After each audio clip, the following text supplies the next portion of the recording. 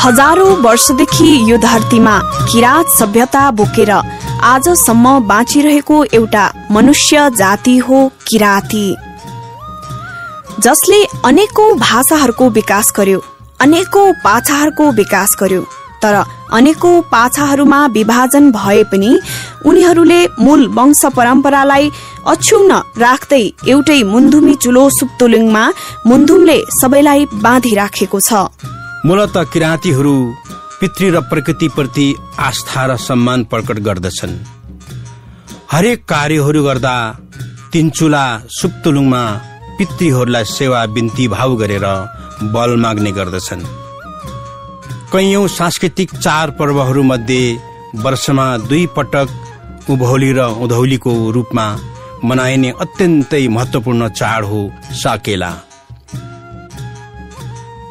साकेला भन्नाले नृत्य, गीत, लय, ताल, देउताथान, चाड आदि बुझिन्छ।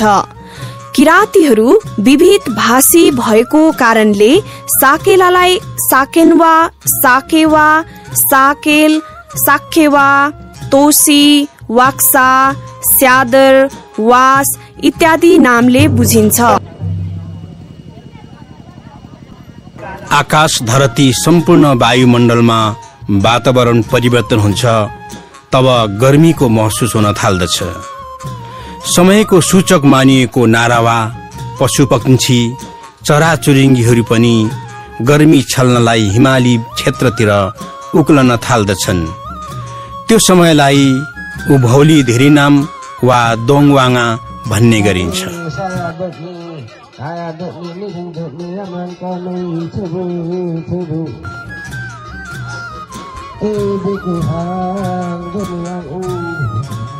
उधौली छिरी नाममा मुन्धुमी विधिपूर्वक थन्काएर राखेको ढोल झ्याम्टालाई साकेला नक्छुङ, नक्छो, नाक्छुङले मुन्धुमी विधिपूर्वक फुकाउने गर्दछन्।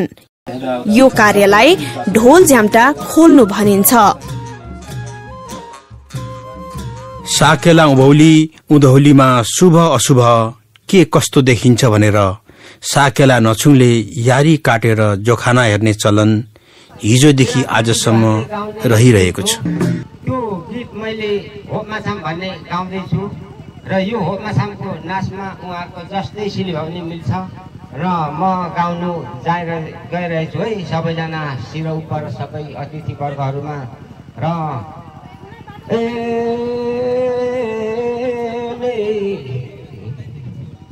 निनम सुरी नम ताराखु निनम नमनु होठु इछि तुमी युगाकु। तर सबै ठाउँमा ढोल खोल्ने र ढोल बजाउने चलन चाहिँ छैन। किरातीहरूको ढोललाई ढेला, केन आदि नामले चिनिन्छ भने झ्याम्टालाई मानिमो, चामाखी, ग्रो, मेन्वे भनिन्छ। ढोल झ्याम्टा खोलिसकेपछि खनजोत गरी ल्याएको जमिन पवित्र होस्, अन्नबालीको बिरुवाहरू निरोगी होस् भनेर कतै सोपैया, कतै लिमो, कतै देहुवाको नामले पूजा गरिन्छ।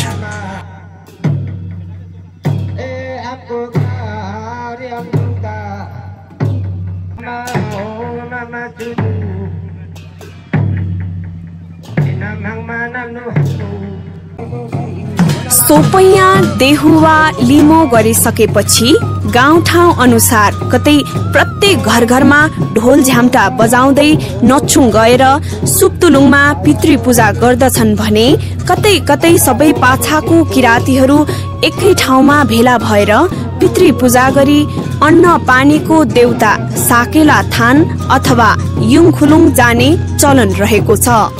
यो बेला गरिने पितृ पूजालाई कसैले सामखा, कसैले हुइलुङ भन्ने गरेको पाइन्छ।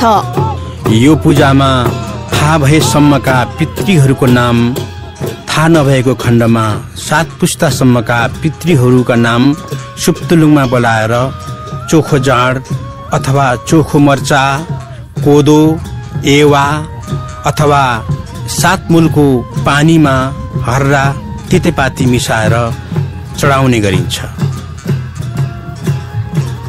उभौलीमा साकेला थान वा युङखुलुङ जानुभन्दा अगाडि मच्छामा, माङछामा, सिकारी, हुत्पा आदि देवताको पूजा गर्ने चलन रहेको छ।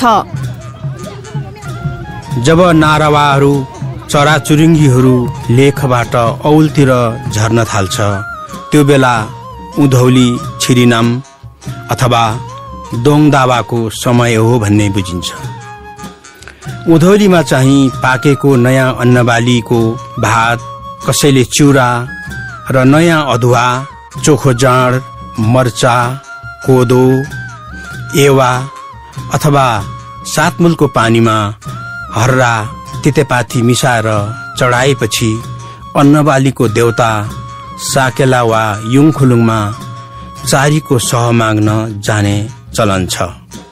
यो समयमा गरिने पितृपूजालाई कसैले छौवा, कसैले लेवा सामखा, कसैले नेगी, कसैले न्वागी, कसैले नागले इत्यादि भनेर पूजा गरिन्छ।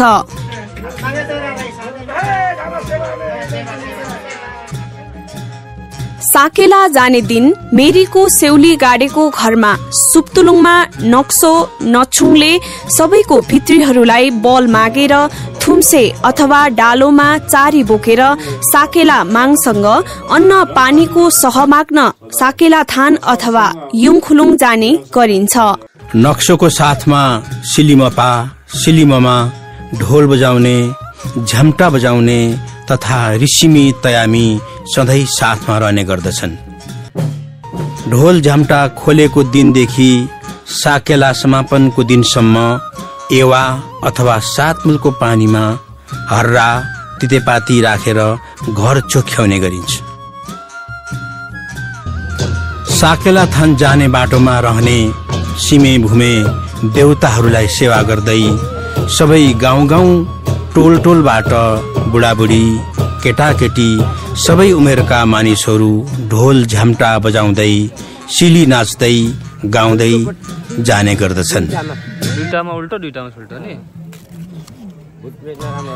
साकेलाबाट फर्केपछि सेउली गाडेको घरमा मुन्धुमी विधिपूर्वक सिली गर्दै नागछुङद्वारा सेउली उखेलिन्छ।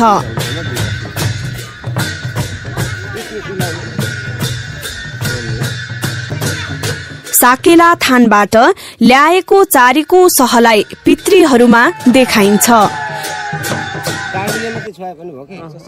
त्यसपछि मुन्धुमी विधिद्वारा अर्को साकेलासम्मको लागि ढोल झ्याम्टा बन्द गरिन्छ।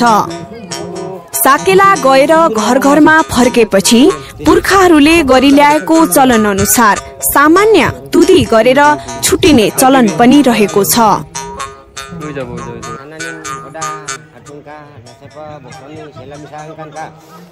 Ankau rumah ada ungkan rawa pasal pada sambil gotri ungkan kira kisah kirawa sacu ankau rumah ada ankau dara paru hang rumah hang ni nam nong sing salu ni talu ni yamusa oko sama pitnya yamuskau dara kok sanda hanan oko ngai hang kusu hang si hanan dara udah silu ni nalu ni.